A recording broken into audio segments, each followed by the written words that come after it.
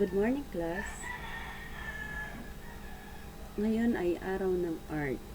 So, our lesson for today is design principles and elements relates to every object, graphic design. So, graphic design is all around us. From movie posters, flyers, invitation, infographics, t-shirt design, and magazines. As it becomes more visible and used more often, practicing graphic design has become very significant and useful in today's era. The elements and principles of designs are the building blocks used to create a work of art. One of these is the graphic design that we see in posters, magazines, illustrations, comic books, and more. So, elements of design can be thought of as the things that make up a painting, drawing, design, etc. These are the building blocks used by the designers to create the designs. They are the parts, the components that can be isolated and defined in any visual design. They are the structure of the work, the objects to be arranged and used as part of any composition. Although, without referring to a specific design, editorial, web, etc., we can say that the general design elements are exposed by point, line, shape, form, color, value, texture, and space. Principles of design can be taught of us what we do to the elements of design. How we apply the principles of design determines how successful we are in creating a work of art. It combines the elements to create a composition. They are the guidelines used to arrange the elements. Each principle is a concept used to organize or arrange the structural elements of design, and it's applied to each elements of composition and to the composition as a whole. Again, without turning to a specific discipline, we can say that the basic design principles are composed by balance, emphasis, movement, pattern, repetition, proportion, rhythm, variety, and unity. So, dapat pala kailangan kabisado mo kung ano yung elements of design and principles of design. Let's take a look on principle of designs and elements of organizer. Elements of design composed of line, shape, color, value, forms, texture, and space, while principle of design composes of balance, contrast, emphasis, movement, pattern, rhythm, and unity. They are both necessary to create visual objects in the world of art. So, these are the examples of elements of design and principles of design. So, under elements of design, nandyan ang line, shapes, value, form, texture, and space. And principle of design, balance, contrast, emphasis, movement, patterns, rhythm, and unity. So, graphic design defined. Look around you. What do you see? Ano ang nakikita nyo sa inyong paligid? You can see books, poster, magazines, and more with different colors, texture, shapes, lines, and text. These are made up our environment. You see objects with designs that are made and created using a combination of the elements of design and principle of design.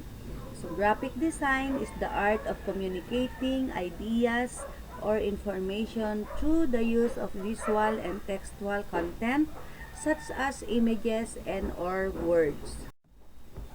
To effectively create a design, one must know what can be used to construct it. There are lines, color, texture, shape, text, space, size, and value, or also known as the elements of design. So, elements of design, lines are considered as the simplest or the most basic element of art. These direct the viewer's eye or suggest movement. Lines can also indicate forms and ages. So, kung mag-drawing kayo o gagawa kayo ng isang plano, lines ang gagamitin ninyo.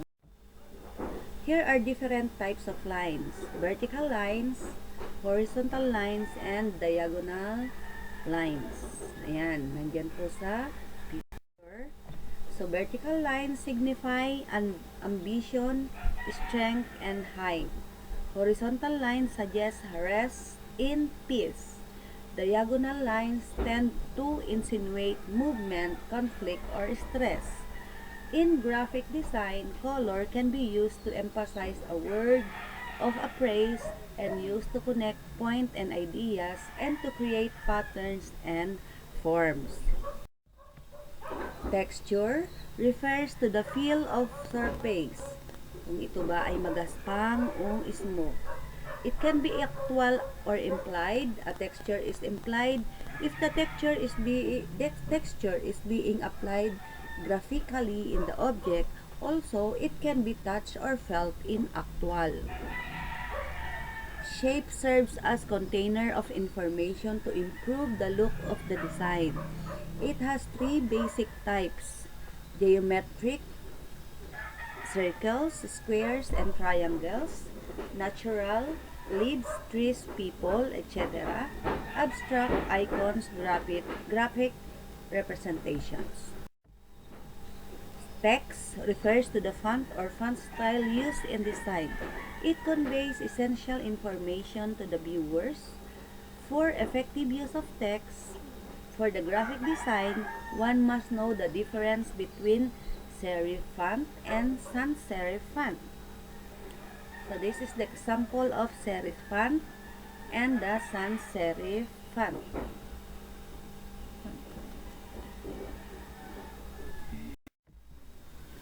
Serif contains additional decorative or small decorative elements, flourishes on the ends of some of the strokes that make up letters and symbols. An example is Baskerville's font. On the other hand, the sans serif does not have these details or flourishes. They are clean font styles and without any decorations at the end of the letters. An example would be the Arial font. Space is the area occupied and unoccupied by the other elements. It is important to maintain balance between the two because it is vital in creating a good and effective design.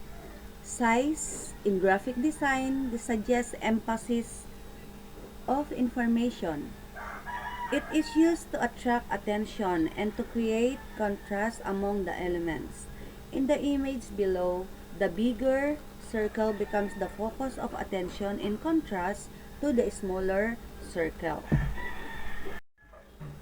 Value refers to the lightness and darkness of an area in a design. When used effectively, it creates depth, contrast, and emphasis.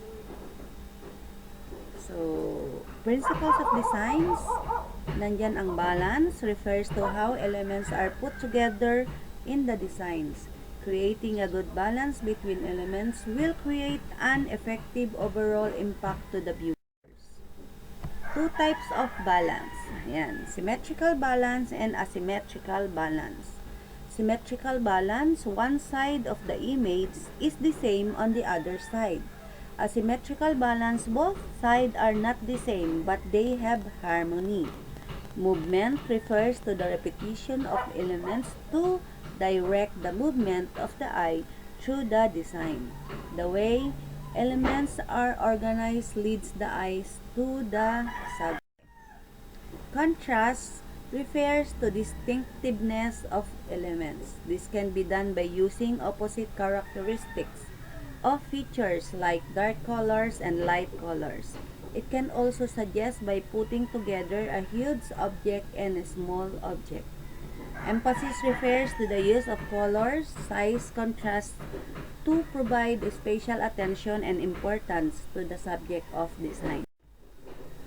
Pattern refers to the organization of alternated or repeated elements or motif. It can be used for backgrounds and for enhancing the overall look of the design. Unity in design suggests that all parts of the design must be arranged to give the viewer the feeling that all elements are linked together. The design principles and elements relate to everyday objects and are used to make them more attractive and visible through graphic design. Here are some of the examples of design principles and elements that relate to everyday object with the use of graphic design. So number 1, t-shirt is one of the most important things in our lives. We use it every day to protect and cover our body. T-shirt will be more attractive, beautiful, and colorful using the principles of design and elements with the use of technology in t-shirt printing. Bag is our everyday partner when we go to school, shopping malls, markets, work, and even in travels. We put everything that we want, especially the wallet, in our bags and all other essential items. On the other hand, paper bags are also used in gift wrapping, product selling, etc. This will be very attractive and beautiful using the design principles and elements. Product package serves to protect the product inside to prevent damage. While the product is on sale, however, it is the design that carries the product to draw the attention of the customer. That is why it is necessary to have an attractive and colorful design in the product package. So, principles of design and elements were also used. Poster. COVID-19 affects us all and to stop the spread of the virus. We can see posters everywhere. It allows us to share the message to a wide audience cheaper than the other media. However, even posters needs to catch the attention of the audience. So, graphic designers need also to use the design principles and elements to make it attractive. Buildings and houses are structures standing with roof and walls. These are very important to everyone to have a dwelling place for relaxation and for work. However, to make the people feel the comfort and security, good interior design must be applied using the design principles and elements. Billboards are one of the best way to share your products, company, and services to all the people who need your service. In order to attract the customer, another design principles and elements will be applied to your billboard. Painting is an image artwork created using colors. To make it more attractive, an artist uses more than one principle of design. We can see paintings when we go to the hotels, offices, restaurants, malls, museum, or even at home. It adds a beauty in our sight and convey message to the people. Landscape is another thing that beautifies our garden and environment. Through this, we are using our knowledge on design principles and elements to make our surroundings more beautiful and attractive using the combination of design principles. T-shirts, bags, products, packages, billboards, posters, landscapes, houses and buildings, and paintings are some of the objects that compose and the product of design principles and elements. If you look around, you can see and name more objects. So graphic design is also known as communication design and the art of planning and constructing ideas. Information with visual and textual content, it is all around us. It becomes more visible, very important, and useful today. You can see it from movie posters, flyers, invitations, magazines, infographic, and billboards. To effectively create an attractive graphic design, one must know that elements of design can be used following the design principles. They relate to everyday objects and are used to make it more attractive and visible through the use of words and pictures. Thank you.